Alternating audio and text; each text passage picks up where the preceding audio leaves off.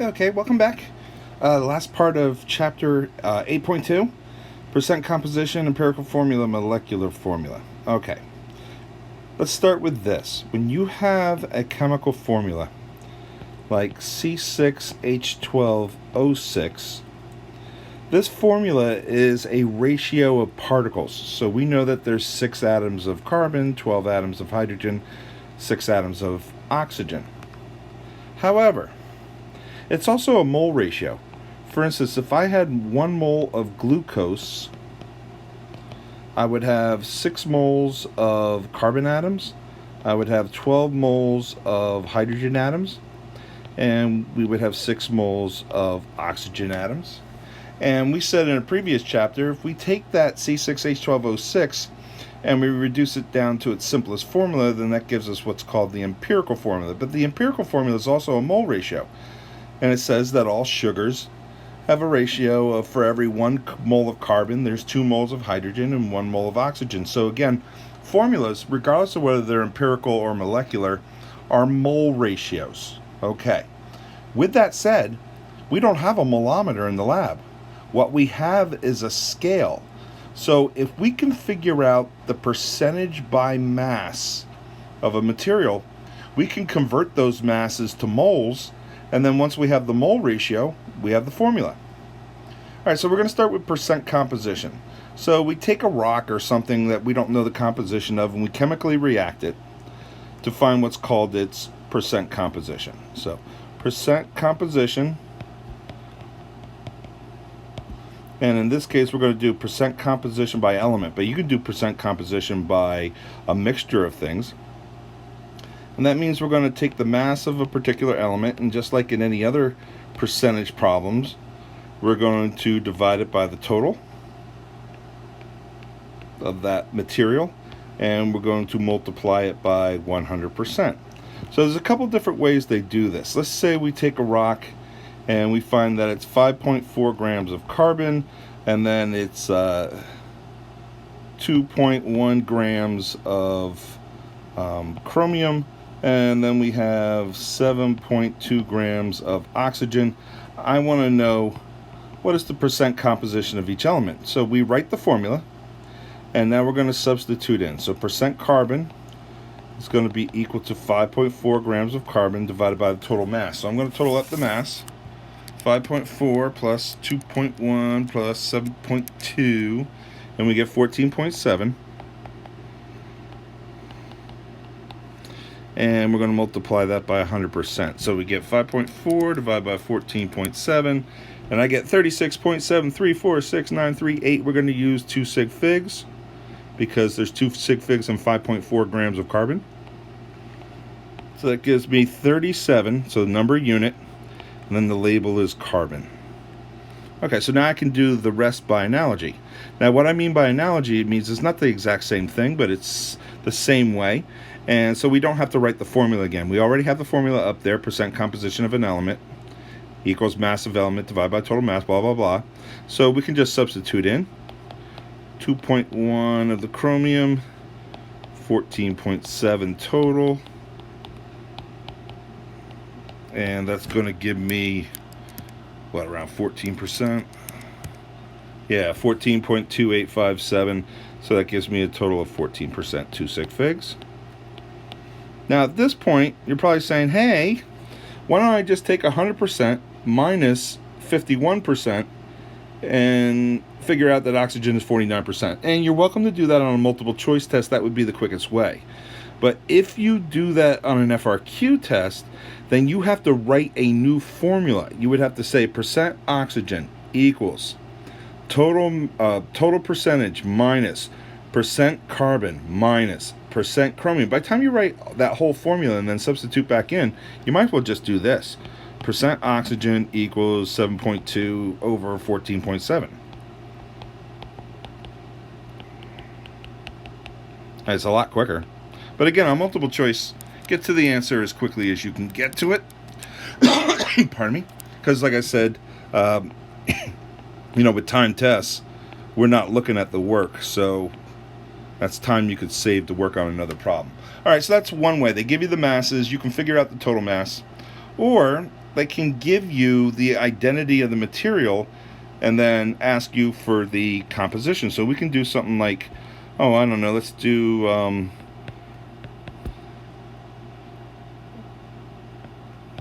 titanium 2 sulfate. And I want to know what is the percent composition of this material. So again, we write the formula. Mass of the element divided by total mass times 100%. So I'm going to need the total mass from this. So I'm going to look up titanium, which is 47.88, only has 2 decimal places. And sulfur, 32.06, only has 2 decimal places, but oxygen has 3 decimal places.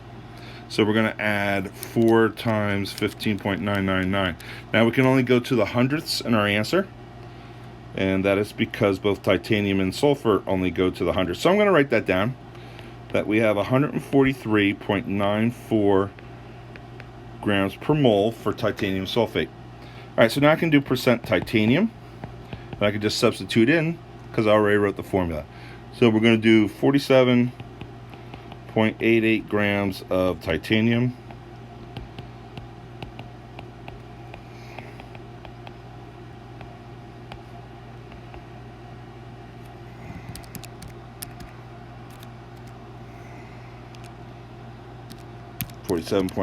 divided by 143.94, and I get 33.26 blah blah blah 4 figs. So 33.26% titanium. I'm going to box that answer, and by analogy I'm going to do the rest.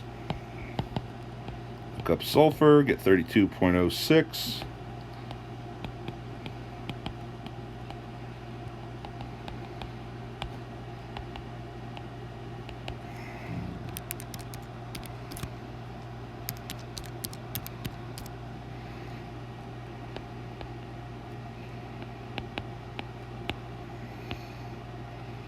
Okay, and at this point on multiple choice, I would just subtract from 100. But when we're doing the mass of oxygen, 15.99 grams of oxygen, we got to take that mass and multiply it by 4, because there's 4 oxygens in the chemical formula. So make sure that you multiply by the subscript to get the total mass that that element is contributing. So 15.999 times 4 divided by 143.94, I get 44.46% oxygen, right? Easy. Put a whole bunch of these on the test. No problem. Okay. So we said in order to figure out the mole ratio of a substance, we first have to start with its percent composition. If we know the masses of the elements that make up the material, we can then convert them to moles and get the mole ratio. Once you have that mole ratio, it's the simplest mole ratio. So you're dealing with empirical formula. In order to convert it to molecular formula, once you have the empirical formula, compare the mass of the empirical formula to the molar mass. That will give you the ratio that you have to multiply the molar mass by, or I'm sorry, the empirical formula by. For instance, in that example with CH2O,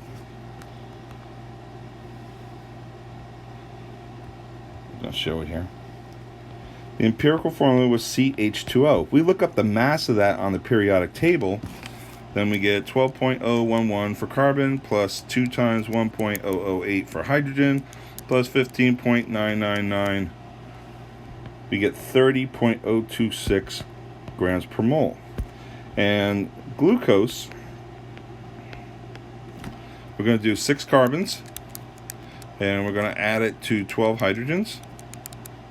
And we're going to add that to 6 oxygens, and we should get 6 times as much. And we do, 180.156 grams per mole. So the formula for molecular formula, I'm going to call it MF, stands for molecular formula, is actually equal to the empirical formula times the mass of the empirical formula. Let's call that empirical formula. I'm sorry, the molar mass, the molecular mass. So we're going to do the molecular formula mass over the empirical formula mass, which was a 6-to-1 ratio. So what we did was we took the empirical formula, CH2O, and we multiplied it by 6, and that gave us our glucose. So here's the format. You're going to start with some mass numbers, some mass analysis, whether it's mass percent or actual masses. And then what you want to do is convert that to mole ratios. And then you have to get that down to the simplest ratio, which means empirical formula.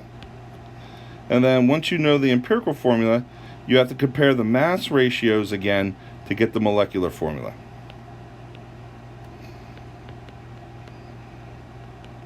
Okay, let me show you what I mean.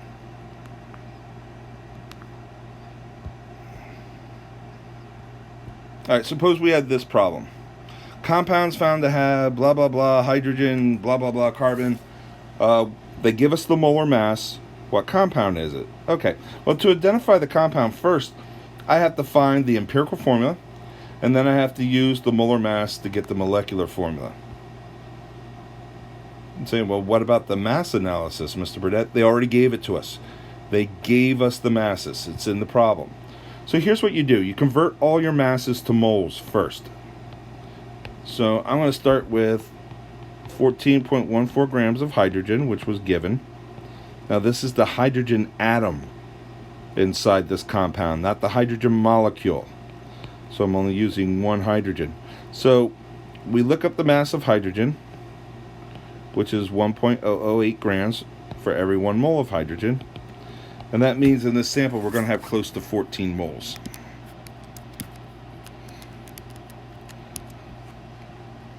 Fact, for sig figs, we get 14.03 moles of hydrogen.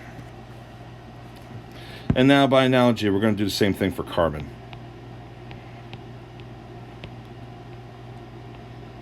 All right, we look up carbon on the periodic table, 12.011 grams, and that's for every 1 mole of carbon. So that's going to give us approximately 6.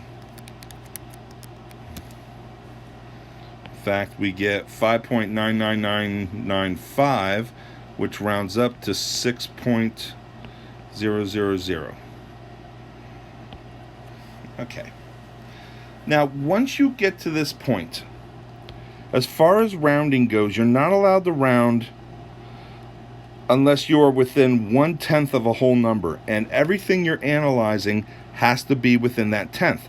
So like for the hydrogen, if we had 13.9 moles, we can round it to 14. If we have 14.1 moles, we can round it to 14. But if it was 13.8 moles, we could not round it. I will show you what to do with it in another problem. But both of these round down to 14 moles and 6 moles. And now to get the empirical formula, we just reduce that like we did in the other chapter. So I'm going to divide both of these by 2. And so our empirical formula is equal to C3H7. Now I put the carbon first because in organic chemistry, the carbon goes first. All right, so now how do I get the molecular formula? Glad you asked. Once we know the empirical formula, we can set up our other equation. We said that the molecular formula is equal to the empirical formula times the mass ratio of the molecular formula mass, or sometimes just called molar mass. So I'm going to start doing that so you can get used to it. Just called molar mass, and for some reason they use curvy italicized M's. And then this is going to be the empirical formula mass. So they gave us the molar mass in the problem. If we scroll back, we'll see that it says 86.20. All right, so I'm going to use that. Now the empirical formula we already did. And now I'll do, what was it again? 86.20 grams per mole. Now, we can get our empirical formula mass by looking at our empirical formula.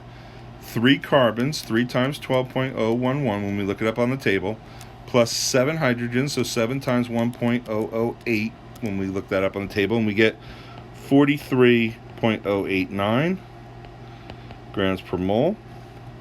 And so our molecular formula is going to be our empirical formula times 2, which is our original C6H14. That doesn't normally happen, but it did happen here.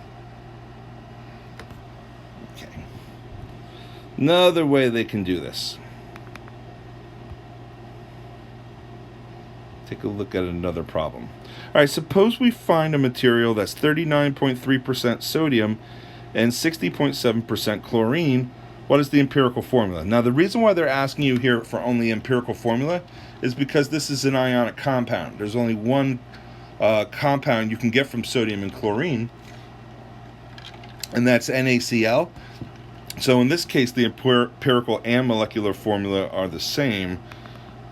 If that's the case, they won't normally ask for a molecular formula.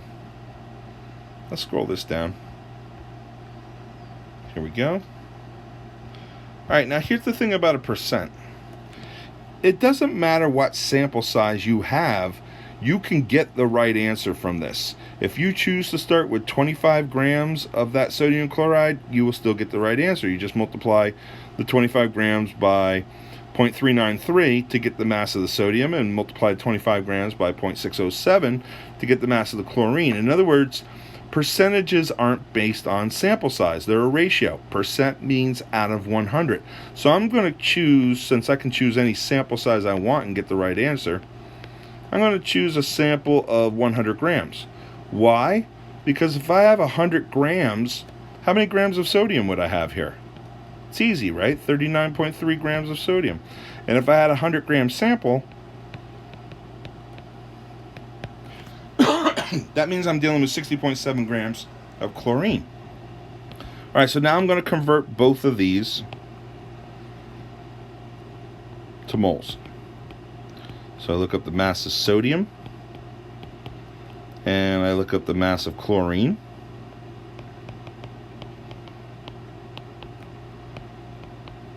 And now I do my arithmetic. 39.3 divided by 22.900, and I get 1.7094388886. So 3 sig fix. So 1.7 moles of sodium. Now this is supposed to be NaCl, so we should get 1.71 moles of chlorine. So let's do that. 60.7 divided by 35.453, and I get 1.712, 125913. Now at this point we can see it's a 1-to-1 ratio and that the empirical formula has to be NaCl, but because this can come up in other questions, I'm going to show you the technique. Are these within 1/10 of a whole number? Neither are. So what you do when that happens is you take the lowest mole value that you compute. In this case they're both the same, 1.17, and 1.71, and you divide both of them by that number. This comes out to 1. This comes out to 1. Now you have 1 mole of each, and that means you have the formula NaCl. Let's try another one.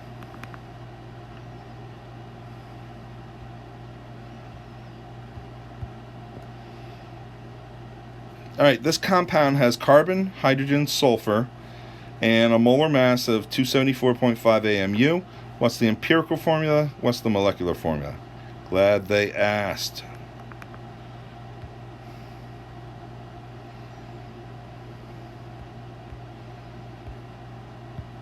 Okay, so I don't have to worry about the masses here because the masses are given, so I'll just use what they gave me. And I'm going to convert everything to moles. Look up those masses on the periodic table. Kind of used to doing this now. It's pretty easy. Feel like I have to say something while I'm writing. I should probably just shut up and write. Oh well. I do like to hear myself talk.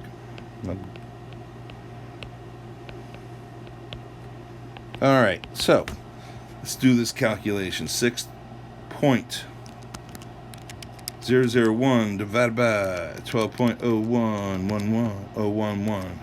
We get 0.4996 moles of carbon. Let's do the same by analogy for the rest. I get 1.261 moles of hydrogen.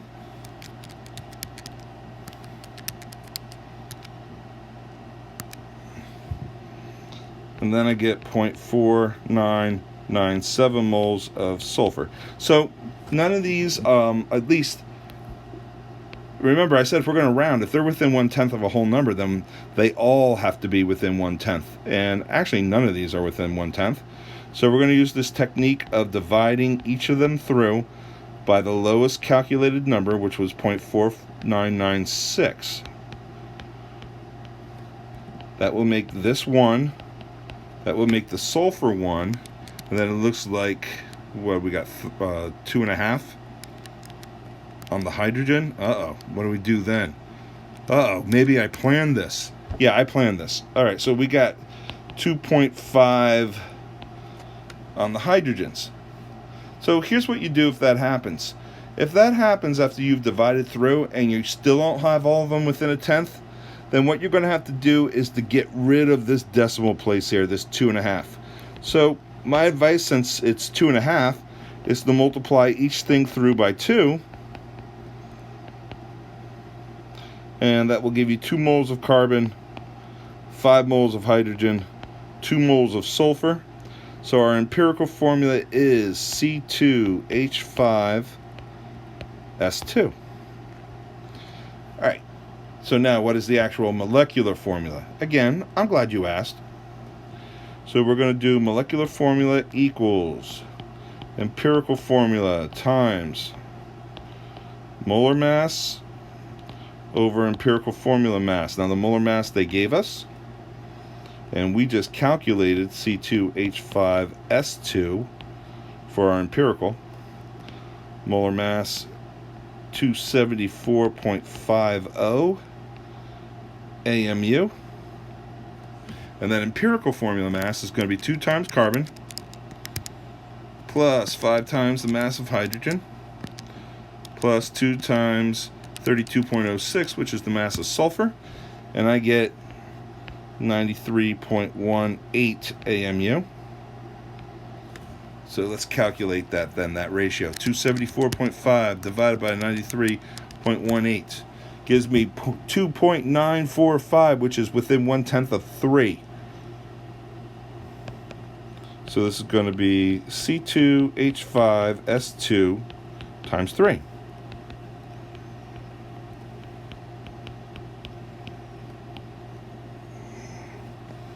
So that gives us a final formula of C6H15S6.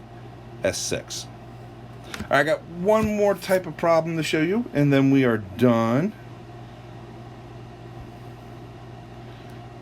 Something called a hydrated compound. A hydrated compound versus an anhydrous compound. A hydrated compound is a crystal that has water molecules weakly attracted to it. In fact, in this example with copper 2 sulfate, this forms an ionic bond, and it forms an ionic bond by something we call primary valence. Now, primary valence tends to form very strong bonds. Now, we'll study primary and secondary valence when we do bonding theory. Now, we dealt with this with atom inventories. If they have this dot here, then that means that the 5 water molecules are connected to the copper sulfate. And they are connected as what's called ligands, and they are connected using what's called a coordination bond. And coordination bond is something called secondary valence, which means a weak bond. Or at least they tend to be weak, and primary valence tend to be strong. There are exceptions. So we have 5 water molecules attracted to copper sulfate. Now, we did this before, again, when we were doing atom inventories. All right, so what? Well, they could give you a question like this on a test.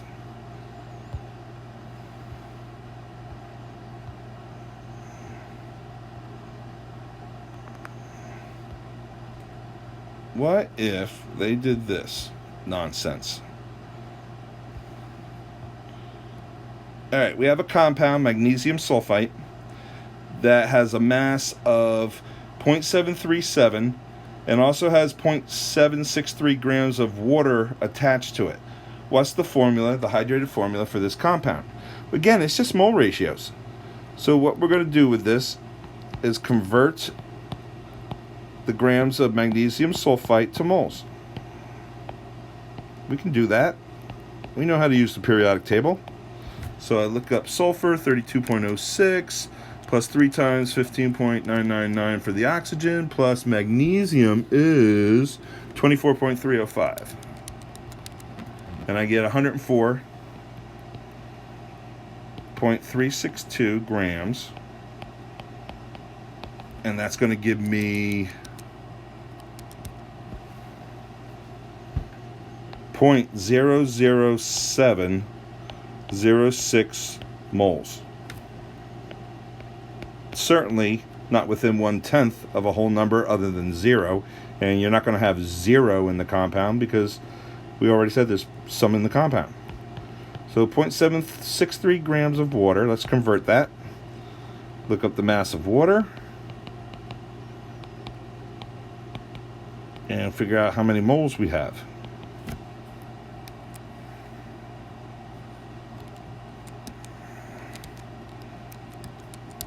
I get 0.0424